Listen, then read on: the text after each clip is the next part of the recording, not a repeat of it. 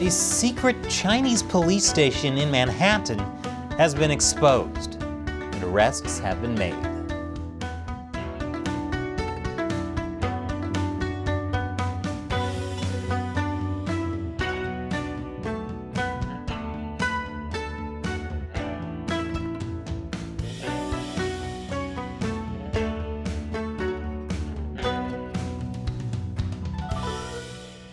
Welcome to China Uncensored. I'm Chris Chappell.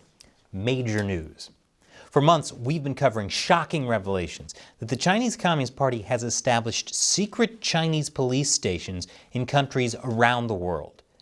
The human rights group Safeguard Defenders discovered 102 of these secret Chinese police stations in 53 countries. Nobody likes surprise police. Well, except at bachelorette parties, but that's a whole different type of officer. And turns out Manhattan's very own Chinatown had one as well. Now, Beijing has denied everything and said the Manhattan police station and similar offices around the world are run by volunteers and are not connected with the police. This would be like the Riddler saying, "Those henchmen covered in question marks you caught don't work for me, they're just big fans of mine." But this week, Brooklyn federal prosecutors arrested and charged 2 men for their role in the Manhattan police station. Their names are Jianwang and Chen Jinping. According to prosecutors, there is now evidence of direct ties to the Chinese state. Prosecutors say the police station was operated by Beijing's Ministry of Public Security. That's about as high up as you can get in the Chinese government. Figuratively. Literally, as high up as you can get is spy balloon technician. But the Chinese government definitely didn't have anything to do with that either. One of the New York attorneys involved said the case reveals the Chinese government's flagrant violation of our nation's sovereignty. The alleged police station was raided in October, but this is the first time anyone has been officially charged. Here's the public statement. The defendants worked together to establish an overseas police station in Manhattan's Chinatown on behalf of the Fuzhou branch of the Chinese government's National Police Force, the NPS. These defendants did China's bidding in secret. And what was that bidding? Transnational repression schemes targeting U.S. residents whose political views and actions are disfavored by the PRC government. In other words, the Chinese Communist Party was actively targeting people in America who they perceived as a threat. Wait, they came to New York, where I live, to target people the CCP don't like, and didn't even try to intimidate me? What am I, chopped liver? Anyway, the police station used work like helping people renew driver's licenses as a cover. But it failed to register with the Justice Department as agents of a foreign government. And meanwhile, it was busy going after people in America. But it gets so much worse than that. The secret police station got up to some much more sinister things. Which is saying something, because there isn't anything much more sinister than doing the same job as the DMV. How much worse can it get? According to Brooklyn U.S. Attorney Brian Peace, a lot worse. On at least one occasion, an official with the Chinese National Police directed one of the defendants, a U.S. citizen who worked at the secret police station, to help locate a pro-democracy activist of Chinese descent living in California. Wait, they did what now? In other words, the Chinese National Police appear to have been using the station to track a U.S. resident on U.S. soil. Between this, TikTok, and all their hacking, is there anything in the U.S. that doesn't track U.S. residents for China? Wait, who put this pen here? Ah, nice try, Xi, I'm on to you. And there's more. Court documents show that one of the men charged, Jianwang, had been working for the Chinese Communist Party in the United States since at least 2015. For example, he was asked to organize counter-protests to the demonstrations from the spiritual group Falun Gong. On top of that, the Chinese consulate in New York directed Liu to publish materials in newspapers targeting Falun Gong. Liu denies he did that because he wouldn't be much of a spy if he immediately went, "Yep, you caught me. Here's how I helped lead counter-protests against the Falun Gong." But he did tell investigators that he helped bring members from his association on buses to Washington for the anti-Falun Gong counter-protests. He said each association member would receive $60 from the consulate. Each bus would have a point of contact that would pay in cash from the consulate. People would not just travel from New York, but also from Philadelphia. Several hundred people would go every time. Okay. So maybe he isn't much of a spy. He basically laid out how he led the anti-Falun Gong protests, but said, I wasn't directed to publish anything in newspapers. The Chinese government apparently gave him a plaque for his efforts, according to court filings. Later, Liu helped to coordinate threats of violence against a Chinese dissident and the dissident's family in an attempt to force the person to return to China to be arrested by CCP authorities. And that brings us to the part where, according to Peace, Liu also hired an agent through the secret police station to track a U.S. resident on U.S. soil and silence them on behalf of the regime in order to protect its authoritarian worldview. Honestly, I don't know how the Chinese Communist Party thought it could get away with this. They must have such little respect for the United States, which, to be fair, I get, but they didn't have to shove it in our faces, you know? Seth Moulton, a member of the new House Select Committee on the Chinese Communist Party, said this is absolutely absurd that the Chinese Communist Party thinks that they can set up their own police station in a place like New York City.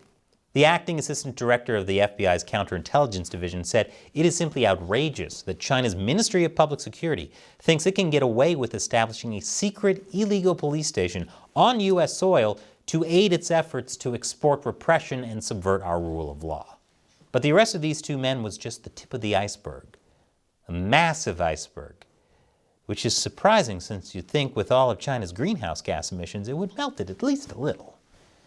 So much more was uncovered this week. I'll tell you more after the break. Welcome back. The arrest of two men working for a secret Chinese police station in Manhattan is just the beginning. 40 others were charged for targeting dissidents in America. There were more people making a living targeting dissidents in America than there are people in America living off NFTs. Oh, they'll be worth something someday, sure, keep telling yourself that. They were also working on behalf of China's Ministry of Public Security and the Cyber Administration of China. So again, this is coming from the top of the Chinese government. The defendants allegedly threatened, harassed, and intimidated dissidents by leveraging fake social media accounts and ties to a U.S. telecommunications company to attack and deplatform political opponents. Specifically, they allegedly created a troll farm consisting of thousands of fake online personas on social media sites, including Twitter, to target Chinese nationals living in the U.S. who were critical of the Chinese regime.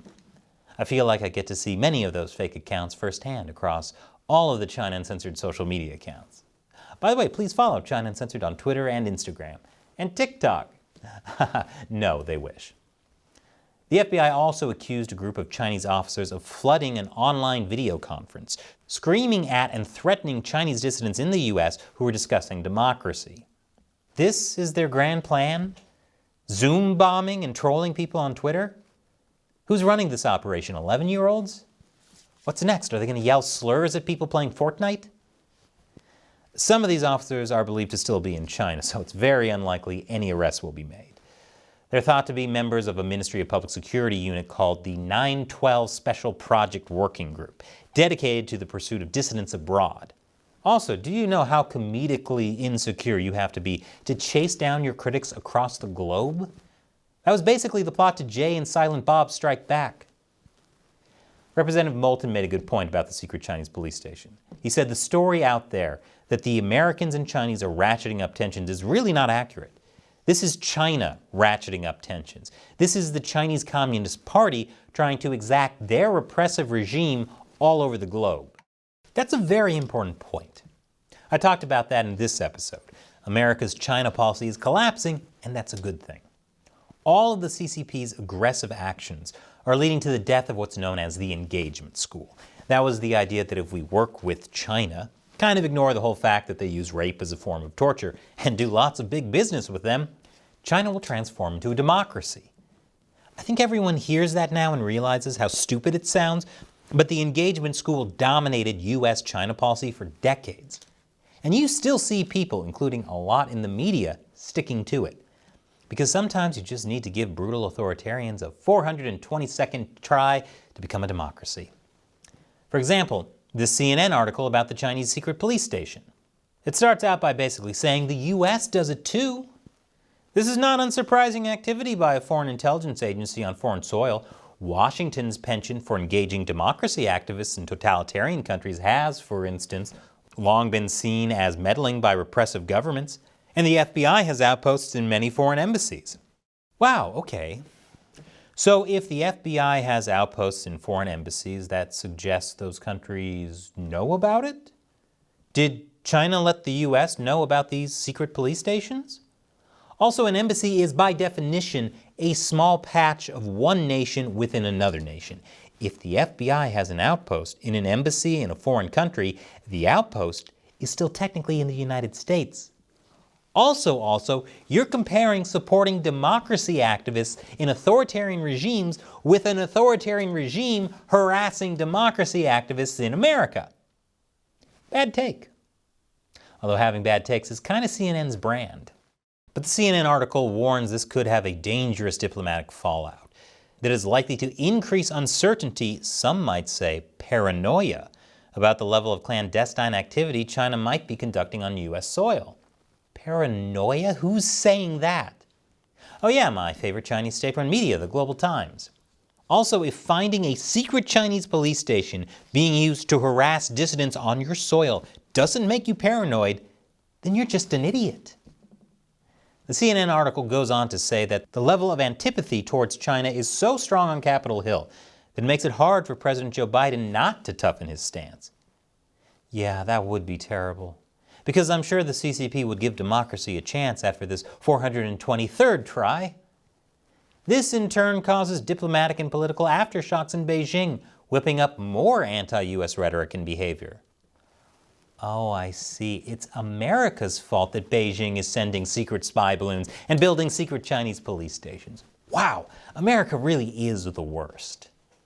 And in the end, this all narrows the room for sober, strategic reasoning. In other words, the whole engagement school idea that we can rationally hash out our differences with an authoritarian regime that wants to destroy us.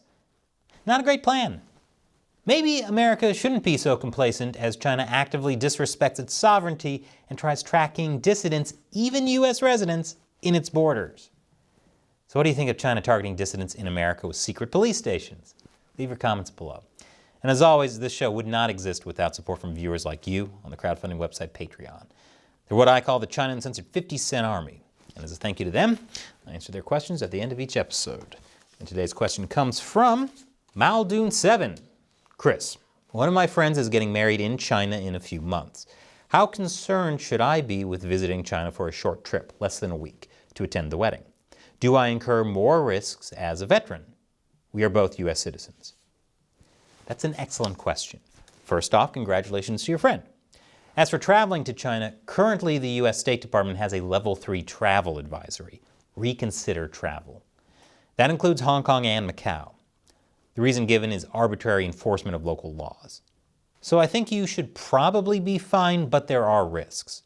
Make sure you have a point of contact outside of China that will know to start asking questions if you suddenly aren't responding after a week. But hopefully your main concern will be nothing more than eating too much good food. And not throwing up on someone's aunt if it's an open bar. Thanks for your question and your support. And thank you for watching. Once again, I'm Chris Chappell. See you next time.